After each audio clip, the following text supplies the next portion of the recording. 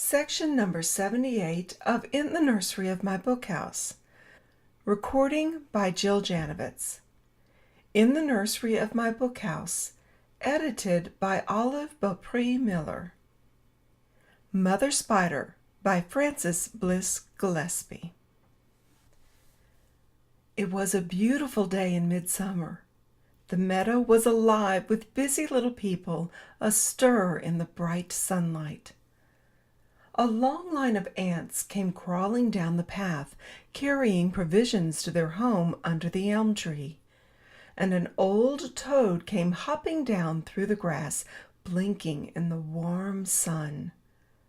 Just a little higher up, the bees were droning drowsily as they flew from flower to flower, and above them all, seeming almost in the blue sky, a robin was calling to his mate.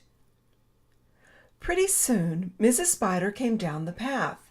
She seemed to be in a great hurry.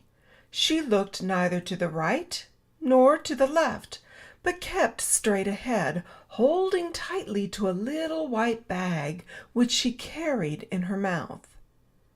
She was just rushing past Mr. Toad when a big black beetle came bumping by, stumbled against Mrs. Spider, and knocked the bag out of her mouth.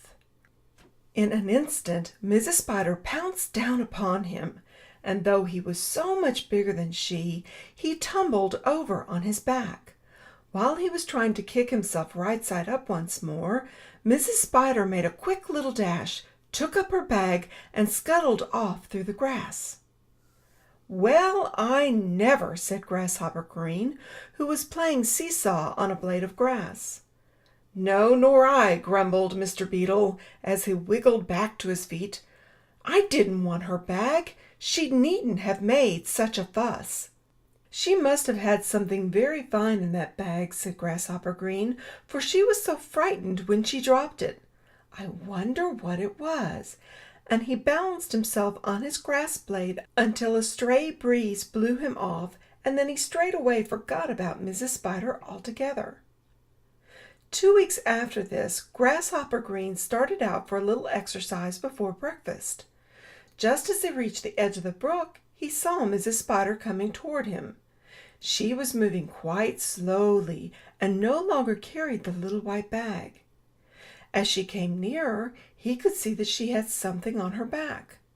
"Good morning, neighbor," called Grasshopper Green. "Can I help you carry your things?" "Thank you," she said, "but they wouldn't stay with you, even if they could stay on when you give such great jumps." "They?" said Grasshopper Green. And then, as he came nearer, he saw that the things on Mrs. Spider's back were wee little baby spiders. "Aren't they pretty, children?" she asked proudly. "I was so afraid that something would happen to my eggs that I never let go of the bag once, except when that stupid Mr. Beetle knocked it out of my mouth." "Oh," said Grasshopper Green, "so that was what frightened you so. Your bag was full of eggs, and now you are going to carry all those children on your back? Doesn't it tire you dreadfully?" "I don't mind that a bit," said Mrs. Spider, "if only the children are well and safe.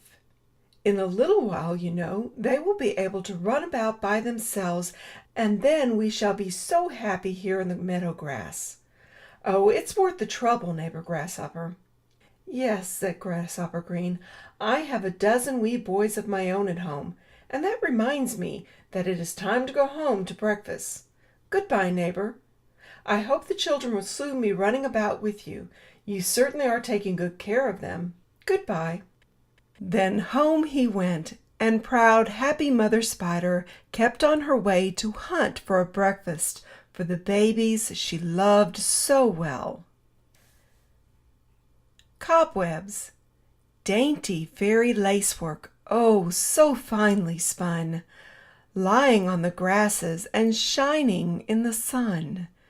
Guess the fairies washed you and spread you out to dry, and left you there, a glistening and a shining to the sky. End of section 78. Mother Spider.